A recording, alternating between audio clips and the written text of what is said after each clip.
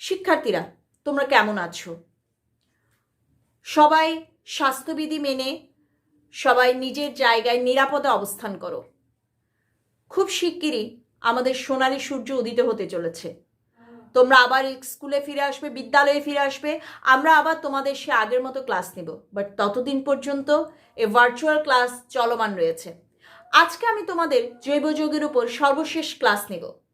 আমি তোমাদের গত ক্লাসগুলোতে জৈব যৌগ, প্রতিটি যৌগের প্রস্তুতি, প্রতিটি যৌগের রাসায়নিক ধর্ম, ভৌত ধর্ম নিয়ে আলোচনা করেছি। আজকে আমি তাদের ব্যবহার এবং কিছু সৃজনশীল প্রশ্ন নিয়ে তোমাদের সাথে কথা বলবো। চলো কথা না বাড়িয়ে ক্লাস শুরু করি। শিক্ষার্থীরা, তোমাদের সাথে আমি জৈব যৌগের সকল অ্যালকোহল, অ্যালকেন, অ্যালডিহাইড, কিটোন সবগুলোর প্রস্তুতি নিয়ে কথা বলেছি, কিন্তু এদের ব্যবহার সম্পর্কে তোমরা হয়তো এখনো অজানায় রয়েছো। আসলে অ্যালকোহল সার্বজনীন দ্রাবক হিসাবে সবচেয়ে বেশি ব্যবহৃত হয়। অ্যালকোহল বিভিন্ন জায়গায় বিক্রিয়ক হিসেবে ব্যবহৃত হয়, আবার দ্রাবক হিসেবেও ব্যবহৃত হয়। অ্যালকোহলের র্যাকটিফাইড স্পিরিট সম্পর্কে আমি তোমাদের বলেছি, যেটি হচ্ছে 96% অ্যালকোহল, ইথানল এবং 4% পানির মিশ্রণকে বলা হয় র্যাকটিফাইড স্পিরিট। এই র্যাকটিফাইড স্পিরিটের সাথে যদি সামান্য পরিমাণে মিথানল মিশ্রিত করা হয় তখন সেটিকে বলা হয় মেথিলেটেড স্পিরিট। মেথিলেটেড স্পিরিট মূলত ফার্নিচার বা আসবাবপত্রে রং করার কাজে, বার্নিশের কাজে ব্যবহার করা হয়। এছাড়াও তোমরা জানো হয়তো যে ব্রাজিল, আমেরিকা প্রভৃতি দেশে বর্তমানে পরিবেশ দূষণ কমানোর জন্য অ্যালকোহলকে জ্বালানি হিসেবেও ব্যবহার করছে। আর অ্যালডিহাইডের ক্ষেত্রে অ্যালডিহাইডের একটি যৌগ রয়েছে যার নাম হচ্ছে ডার্লিন, অর্থাৎ অ্যালডিহাইডের একটি পলিমার। এটি হচ্ছে মিথানলের একটি পলিমার, যেটি প্লাস্টিক চেয়ার, টেবিল এগুলো তৈরির কাজে ব্যবহার করা হয়। এছাড়াও তোমরা তো মেলামাইন সম্পর্কে জানো। মেলামাইন কিন্তু ইউরিয়া এবং ফর্মালডিহাইডের একটি ঘনীভবন পলিমার। এই মেলামাইন বিভিন্ন রান্নাঘরের আসবাবপত্র, অর্থাৎ রান্নাঘরের প্লেট, গ্লাস প্রভৃতি তৈরিতে মেলামাইন ব্যবহার করা হয়। আর জৈব অ্যাসিড হচ্ছে সবচেয়ে দুর্বল একটি অ্যাসিড, অর্থাৎ এই জন্য জৈব অ্যাসিড আমাদের খাবারে কিন্তু সবচেয়ে বেশি ব্যবহৃত হয়। যেমন তেঁতুলের মধ্যে রয়েছে টার্টারিক অ্যাসিড, ভিনেগার এটি হচ্ছে ইথানোয়িক অ্যাসিড। সুতরাং এইভাবে অ্যাসিডগুলো আমাদের খাদ্য হিসেবে ব্যবহৃত হয়। আবার ভিনেগার যেহেতু তোমার অর্থাৎ ব্যাকটেরিয়া ধ্বংস করতে পারে, তাই এটি খাদ্য সংরক্ষক হিসেবেও ব্যবহৃত হয়। তবে আমরা বিভিন্ন প্লাস্টিক পলিমার যেগুলো নিয়ে কথা বলেছি, সে পলিমারগুলো কিন্তু সবসময় ব্যবহার করা উচিত নয়। প্লাস্টিকের অনেক ব্যবহার রয়েছে এবং প্লাস্টিকের অনেকগুলো ভালো ব্যবহার রয়েছে, কিন্তু যদি সেই ব্যবহার্য প্লাস্টিককে কোনো মাটির নিচে বা কোথাও গর্ত করে রাখা, অর্থাৎ গর্ত করে রেখে দেওয়া হয়, তাহলে সেই প্লাস্টিকটি কিন্তু সময়ের সাথে নষ্ট হয় না। আর নষ্ট না হওয়ার কারণে এই প্লাস্টিক পানি দূষণ বা বিভিন্ন জায়গায় পানির পরিবেশ দূষণ প্রভৃতির জন্য দায়ী থাকে। কারণ প্লাস্টিক কিন্তু একটি অবিয়োজনযোগ্য জিনিস। তাই প্লাস্টিকের যতটুকু উপকারিতা রয়েছে ঠিক ততটুকু কিন্তু অপকারিতাও রয়েছে। এই জন্য কখনো কোথাও প্লাস্টিক ব্যবহার করে প্লাস্টিককে মাটির নিচে পুঁতে রাখা উচিত নয়। প্লাস্টিককে প্রয়োজনীয় যে জায়গা, অর্থাৎ প্লাস্টিক ময়লা সংগ্রহের কিন্তু আলাদা জায়গা রয়েছে, সেসব জায়গায় এটিকে ফেলে দেওয়া উচিত। বর্তমানে বিজ্ঞানীরা এমন প্লাস্টিকের নিয়ে গবেষণা করছে যেটি সহজে বিয়োজিত হয়। আশা করি এটি যে আবিষ্কার সফল হলে আমাদের পরিবেশ দূষণ অনেকাংশেই কিন্তু হ্রাস পাবে। এবার আসি জৈব যৌগ আর অজৈব যৌগের মধ্যে তোমরা কি পার্থক্য বুঝলে? জৈব যৌগ কিন্তু প্রচুর পরিমাণে প্রকৃতিতে বিদ্যমান রয়েছে, কিন্তু অজৈব যৌগ কিন্তু মানুষকে তৈরি করতে হয়, বা অজৈব যৌগের বিদ্যমান অর্থাৎ প্রকৃতিতে জৈব যৌগের চেয়ে অজৈব যৌগের পরিমাণ কিন্তু কম। অজৈব যৌগ কিন্তু আয়নিক এবং সমযোজী উভয় প্রকার যৌগ হতে পারে, কিন্তু জৈব যৌগ কিন্তু সকল সময়ে সমযোজী যৌগ। জৈব যৌগে মূলত কার্বন উপস্থিত থাকে, কার্বনের সাথে অন্য কোনো মৌল উপস্থিত থাকে, কিন্তু অজৈব যৌগে এরকম কোনো ধরাবাঁধা নিয়ম নেই। অজৈব যৌগ কিন্তু যে কোনো মৌল দ্বারা গঠিত হতে পারে। জৈব যৌগের গলনাঙ্ক আর স্ফুটনাঙ্ক কিন্তু অজৈব যৌগের চেয়ে কম। তাহলে এই হচ্ছে জৈব যৌগ এবং অজৈব যৌগের মধ্যে পার্থক্য। শিক্ষার্থীরা, এবার আমি তোমাদের সাথে জৈব যৌগের কিছু সৃজনশীল নিয়ে কথা বলবো। তাহলে চলো শুরু করি। প্রথম প্রশ্নটি হচ্ছে CH3 COO CH2 CH3 plus water অম্লীয় মাধ্যমে X প্লাস Y, যেখানে X হলো OH মূলকযুক্ত যৌগ এবং Y হলো COOH মূলকযুক্ত যৌগ। তার মানে তোমরা বুঝেই যাচ্ছ যে X হলো OH মূলকযুক্ত যৌগ, অর্থাৎ X হচ্ছে একটি অ্যালকোহল, আর Y যেহেতু COOH মূলকযুক্ত যৌগ, তার মানে এটি হচ্ছে একটি জৈব অ্যাসিড। প্রথম প্রশ্ন, X যৌগ থেকে Y যৌগের প্রস্তুতি সমীকরণ সহ বর্ণনা করো। 4 নম্বর প্রশ্ন, X ও Y উভয় যৌগ হতে অ্যালকেন প্রস্তুত করা সম্ভব, তা যৌক্তিকভাবে ব্যাখ্যা করো। তাহলে প্রশ্নগুলো সমাধান করার পূর্বে আমরা উদ্দীপকটি সমাধান করব। তাহলে X আর Y কি তা জানার জন্য আমরা প্রথমেই X আর Y কে এখান থেকে মুছে দিচ্ছি। এবার তোমরাই বলো পানির মধ্যে কি কি অংশ থাকে। পানির মধ্যে থাকে H আর OH অংশ। এর মধ্যে বলেছে X হচ্ছে যে যৌগটি তাতে OH মূলক উপস্থিত রয়েছে, আর Y যৌগটিতে উপস্থিত রয়েছে COOH মূলক। তাহলে আমি যদি এখানে দুই ভাগ করি এবং এখানে H কে এই অংশে দেই এবং OH কে এই অংশে দেই, তাহলে যেহেতু X OH মূলকযুক্ত যৌগ, তাহলে এখানে উৎপন্ন হয় তোমরা দেখো CH3 CH2OH। তাহলে আমার প্রথম যৌগটি CH3 CH2OH, এটা হচ্ছে আমার X প্লাস। এবার আসো Y কিন্তু COOH মূলকযুক্ত যৌগ, তাহলে H কে যদি এই অংশে দেই তাহলে জিনিসটা হয় CH3 COOH। তাহলে আমার পরবর্তী যৌগটি হচ্ছে CH3 COOH, এটা হচ্ছে আমার Y যৌগ। তাহলে আমি কিন্তু X আর Y যৌগগুলো পেয়ে গেলাম। এবার আমার প্রশ্নের মধ্যে রয়েছে গ নাম্বার প্রশ্নে। আচ্ছা, তার আগে গ নাম্বার প্রশ্নে যাওয়ার আগে আমরা কি যৌগগুলোকে চিনতে পারছি? আমরা দেখতেই পাচ্ছি এটা CH3 CH2OH, তার মানে এটা একটা অ্যালকোহল এবং যেখানে দুইটি কার্বন রয়েছে। তাহলে এটির নাম হচ্ছে ইথানল।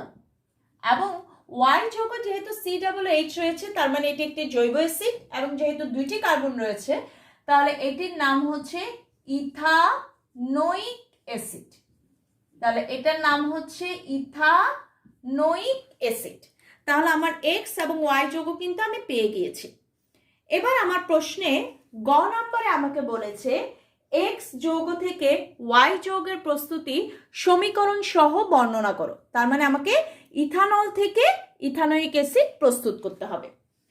তো তোমাদেরকে আমি যখন ক্লাস নিয়েছিলাম তখন আমি তোমাদেরকে বলেছিলাম যে অ্যালকোহলকে যদি আমরা অম্লীয় মাধ্যমে জারিত করি তাহলে কিন্তু এটি প্রথমে অ্যালডিহাইড এবং পরে অ্যাসিডে রূপান্তরিত হয়। তাহলে আমি যখন গ নাম্বার প্রশ্নের সমাধান করছি, তাহলে গ নাম্বার প্রশ্নের সমাধান করার ক্ষেত্রে আমি অ্যালকোহলকে অম্লীয় মাধ্যমে জারিত করব। তাহলে এখানে আমার অ্যালকোহল আছে CH3 CH2OH মানে ইথানল। ইথানলকে যদি আমি অম্লীয় মাধ্যমে পটাশিয়াম ডাইক্রোমেটের উপস্থিতিতে জারিত করি তখন এই যে CH2OH অংশটি এটি CHO তে পরিণত হয়। তাহলে জিনিসটা কি হবে? জিনিসটা হয়ে গেল অ্যালডিহাইড। তাহলে আমার এখানে উৎপাদন হবে কি CH3CHO প্লাস পানি। তাহলে আমার ছিল এটা ইথানল আর হয়ে গেল ইথানেল। তাহলে আমার এখানে ছিল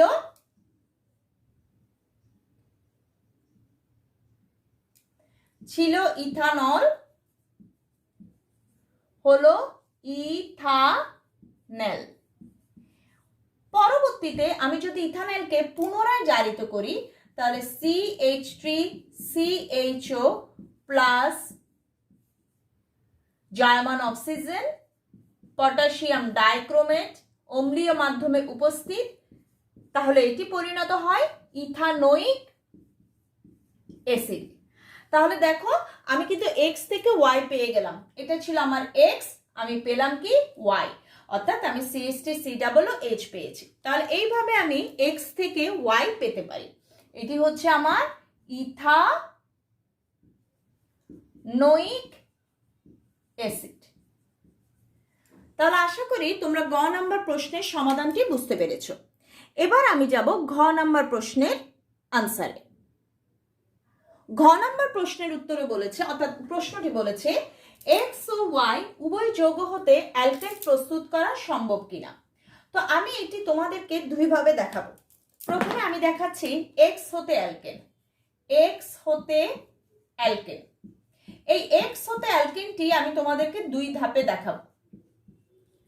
দেখো আমরা প্রথমে কি করতে পারি, তোমরা জানো ইথানল সালফিউরিক অ্যাসিডের উপস্থিতিতে যখন বিক্রিয়া করে তখন সালফিউরিক অ্যাসিড ইথানলের সাথে নিরোধক হিসেবে কাজ করে পানির অণুকে অপসারিত করে, অর্থাৎ পানির অণুকে শোষণ করে, যার ফলে এটি রূপান্তরিত হয় ইথিনে। তাহলে আমার বিক্রিয়াটি কিরকম হবে, বিক্রিয়াটি হবে ইথানল পানি সালফিউরিক অ্যাসিডের উপস্থিতিতে, অর্থাৎ যেখানে সালফিউরিক অ্যাসিড নিরোধক হিসেবে কাজ করে।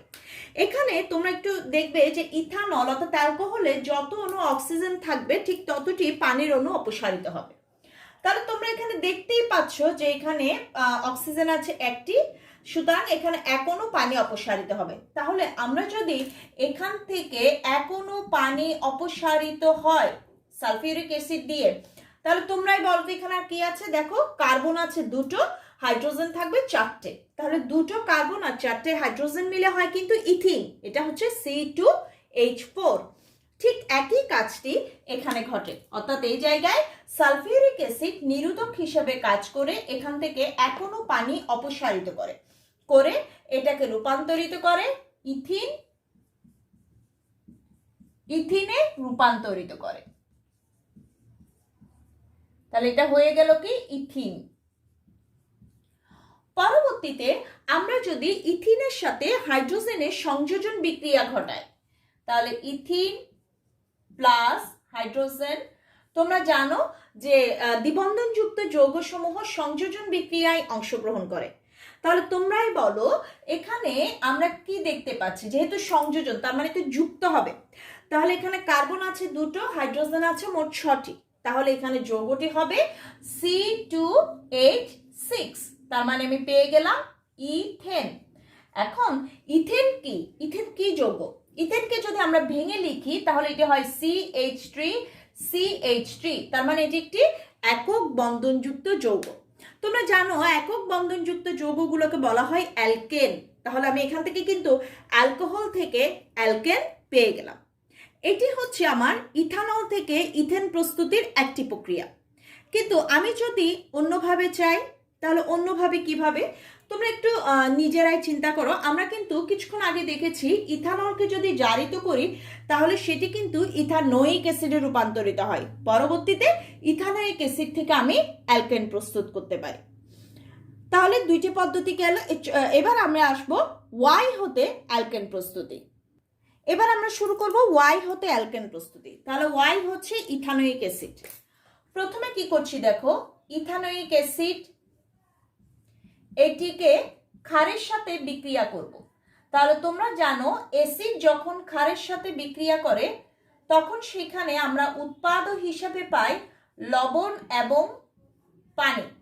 তাহলে ইথানোয়িক অ্যাসিড সোডিয়াম হাইড্রোক্সাইডের সাথে বিক্রিয়া করে উৎপন্ন করবে কি, সোডিয়াম ইথানয়েট। এই ক্ষেত্রে তুমি ইথানোয়িক অ্যাসিড থেকে হাইড্রোজেন এবং সোডিয়াম হাইড্রোক্সাইড থেকে OH এই দুইটিকে যদি সরিয়ে দাও তাহলে পানির অণু চলে গেল। তাহলে উৎপাদক হিসাবে আমি পেলাম CH3COONA প্লাস পানি। তাহলে এটা কি, এটি হচ্ছে সোডিয়াম ইথানয়েট। তাহলে এরপরে আমি যদি সোডিয়াম ইথানয়েটকে সোডালাইম সহযোগে বিক্রিয়া করি তাহলে আমি নিলাম সোডিয়াম ইথানয়েট, তার মানে CH3COO sodium plus sodium hydroxide, উপস্থিত আছে ক্যালসিয়াম অক্সাইড। তোমরা জানো সোডিয়াম হাইড্রোক্সাইড এবং ক্যালসিয়াম অক্সাইডের মিশ্রণকে বলা হয় সোডালাইম। তাহলে CH3COONA সোডালাইমের উপস্থিতিতে বিক্রিয়া করলে সোডিয়াম কার্বনেট অপসারিত হয়। তাহলে সোডিয়াম কার্বনেট মানে এই অংশটুকু অপসারিত হয়ে চলে যায়। তাহলে উৎপাদটি কি হয় তোমরাই দেখো, এখানে CH3 আর এখানে H, তার মানে এটা হলো মিথেন প্লাস সোডিয়াম কার্বনেট। তাহলে দেখো আমার ছিল কিন্তু ইথানোয়িক অ্যাসিড, কিন্তু আমি সেখান থেকে উৎপন্ন করলাম অ্যালকেন। তাহলে এই পদ্ধতিতে আমি কিন্তু Y হতে অ্যালকেন প্রস্তুত করতে পারি। তাহলে আশা করি তোমরা দুইটি প্রশ্নের সমাধানই বুঝতে পেরেছো। এবার আমি তোমাদের সাথে আরেকটি সৃজনশীল নিয়ে কথা বলবো।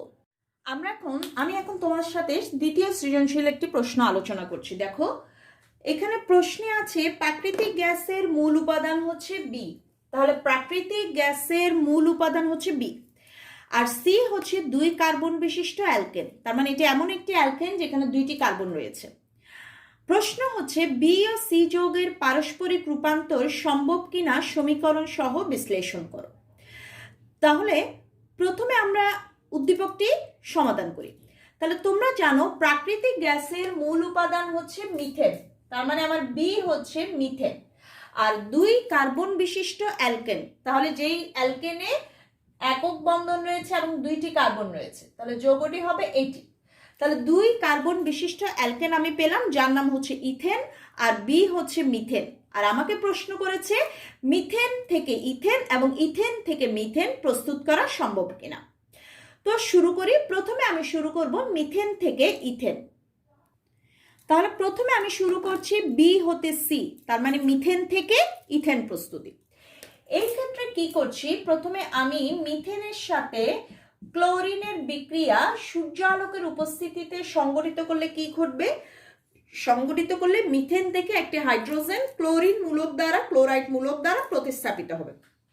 তাহলে যেটি উৎপন্ন হয় সেটি হচ্ছে methyl chloride plus hydrochloric acid. তাহলে এটি ছিল আমার মিথেন, আর আমি উৎপাদ হিসাবে পেলাম মিথাইল ক্লোরাইড। তাহলে উৎপাদ হিসাবে পেয়েছি মিথাইল ক্লোরাইড। এবার আমি কি করব, তোমাদের নিশ্চয়ই উডস বিক্রিয়ার কথা মনে আছে। উডস বিক্রিয়ায় কিন্তু কার্বন সংখ্যা বৃদ্ধি পায়।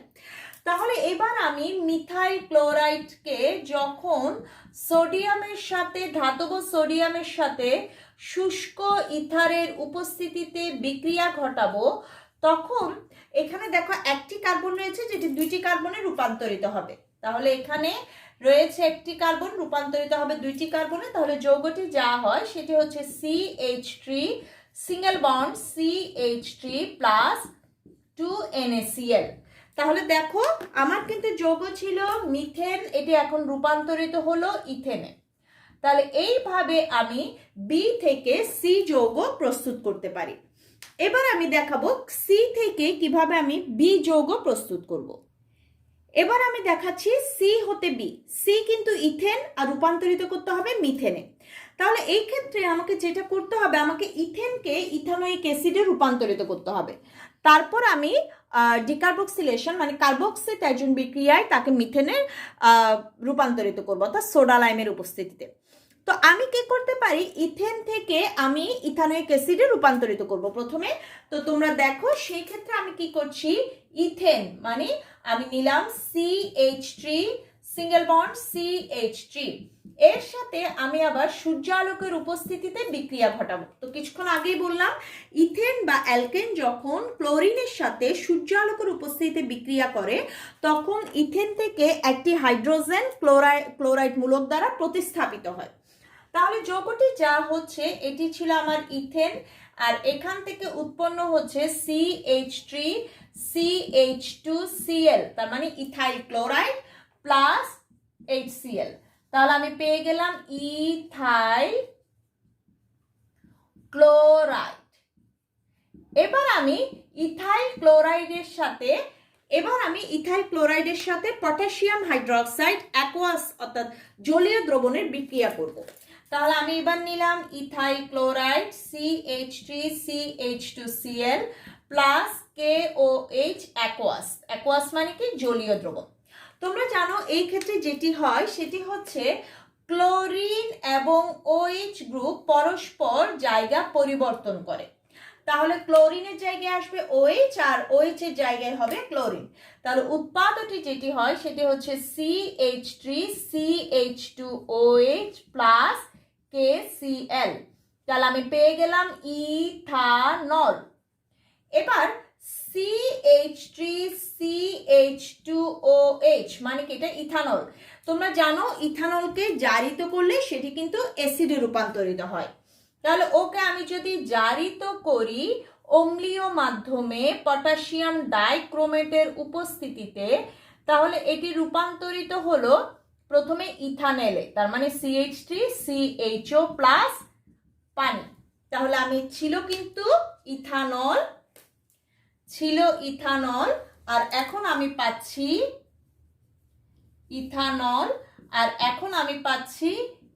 ইথানেল। এবার আমি ইথানেলকে পুনরায় জারিত করব। তাহলে ইথানেলকে যদি আমি পুনরায় জারিত করি তাহলে কি ঘটে? ইথানেলকে তোমরা জানো পুনরায় জারিত করলে এটি অ্যাসিডে রূপান্তরিত হয়। তাহলে এখন আমি ইথানেলকে পুনরায় জারিত করি। তাহলে ইথানেল CH3CHO এটিকে পুনরায় জারিত করব অম্লীয় মাধ্যমে পটাশিয়াম ডাইক্রোমেটের উপস্থিতিতে। তাহলে এটি রূপান্তরিত হবে ইথানোয়িক অ্যাসিড, তার মানে CH3COOH এটি হচ্ছে ইথানোয়িক অ্যাসিড। তাহলে দেখো আমরা কিন্তু ইথানোয়িক অ্যাসিড পেয়ে গেলাম। এক্ষেত্রে আমি তোমাদের কিছু একটা কথা বলে রাখি। দেখো এখানে কিন্তু আমরা কি পেলাম? অ্যালকেন থেকে প্রথমে অ্যালকাইল হ্যালাইড, অ্যালকাইল হ্যালাইড থেকে অ্যালকোহল, অ্যালডিহাইড অ্যাসিড। সুতরাং তোমাদেরকে এখনো কিন্তু আমাদের প্রশ্ন শেষ হয়নি, আমরা আবার ইথানোয়িক অ্যাসিড থেকে মিথেন প্রস্তুত করব। তার আগে একটু বলি, যদি তোমার ইথেন থেকে ইথানল আসে তাহলে তুমি এইটুকু অংশ দিয়ে শেষ করতে পারো, আবার যদি ইথেন থেকে ইথানল আসে তাহলে তুমি এইটুকু অংশ দিয়ে শেষ করতে পারো, আবার যদি ইথেন থেকে ইথানোয়িক অ্যাসিড আসে তাহলে তোমার এখান থেকে এইটুকুই হবে তোমার বিক্রিয়ার অংশ। তাহলে আমি কিন্তু ইথানোয়িক অ্যাসিড প্রস্তুত করে ফেললাম। এবার আমি যাব ইথানোয়িক অ্যাসিডের পর এবার আমি প্রস্তুত করব ইথানোয়িক অ্যাসিড হতে মিথেন। তাহলে এই ক্ষেত্রে আমি প্রথমে কি করব? প্রথমে আমি ইথানোয়িক অ্যাসিডের সাথে সোডিয়াম হাইড্রোক্সাইডের বিক্রিয়া করব। তাহলে ethanoic acid CH3COOH plus sodium hydroxide, একটি অ্যাসিড অপরটি ক্ষার, দুইটি বিক্রিয়া করে যা উৎপন্ন করবে সেটি হচ্ছে CH3COONA প্লাস পানি, তার মানে সোডিয়াম ইথানয়েট এবং পানি। এরপরে যদি আমি সোডিয়াম ইথানয়েটের সাথে সোডা লাইমের বিক্রিয়া করি, তাহলে এরপরে যদি আমি সোডিয়াম ইথানয়েটের সাথে সোডা লাইমের বিক্রিয়া করি তাহলে CH3COONA প্লাস সোডিয়াম হাইড্রোক্সাইড উপস্থিত ক্যালসিয়াম অক্সাইড, কারণ এই দুইটির মিশ্রণকে বলা হয় সোডা লাইম, বিক্রিয়া করি। তাহলে কি হবে? তাহলে এই অংশটুকু সরিয়ে দাও, এই অংশটুকু যদি আমরা সরিয়ে দিই তাহলে আমার উৎপন্ন হয় মিথেন এবং সোডিয়াম কার্বনেট। তাহলে দেখো আমি কিন্তু ইথেন থেকে মিথেন প্রস্তুত করলাম। সুতরাং এইভাবে আমি মিথেন থেকে ইথেন বা ইথেন থেকে মিথেন প্রস্তুত করতে পারলাম। তাহলে এই হচ্ছে আমাদের প্রশ্নের উত্তর। আশা করি তোমরা প্রশ্নটা বুঝতে পেরেছো। শিক্ষার্থীরা আজ আর নয়, সবাই ভালো থেকো, সুস্থ থেকো, প্রতিটি ক্লাস বারবার রিভাইজ করে দেখো। আশা করি তোমরাও উৎসাহের সাথে জৈব যৌগ সম্পর্কে বুঝতে পারবে। শুধু একটি কথা মনে রেখো, আমরা ঘরে যা ব্যবহার করছি, আমরা যা নিয়ে চলছি, আমাদের চারপাশে যা রয়েছে সবগুলোই কিন্তু জৈব যৌগ। এভাবে যদি একবার চিন্তা করো, সেগুলো সম্পর্কে যদি জানার কৌতূহল তোমাদের মধ্যে জেগে ওঠে, তাহলেই কিন্তু তোমরা জৈব যৌগ সম্পর্কে অনেক বেশি জানতে পারবে। রসায়ন কিন্তু অনেক মজার একটি জিনিস, কিন্তু সেটিকে যদি তুমি বিরক্তের সাথে নাও অবশ্যই তুমি দেখা যাবে বিরক্ত হয়ে যাবে। কিন্তু মজার সাথে যখনই তুমি কোনো পড়ালেখা করবে, যখনই তুমি কোনো কিছু বুঝতে চাইবে, সেই ক্ষেত্রে খুব দ্রুত সেটাকে বোঝা যায়, হৃদয়ঙ্গম করা যায়। তো আজ আর নয়, সবাই ভালো থেকো, সুস্থ থেকো।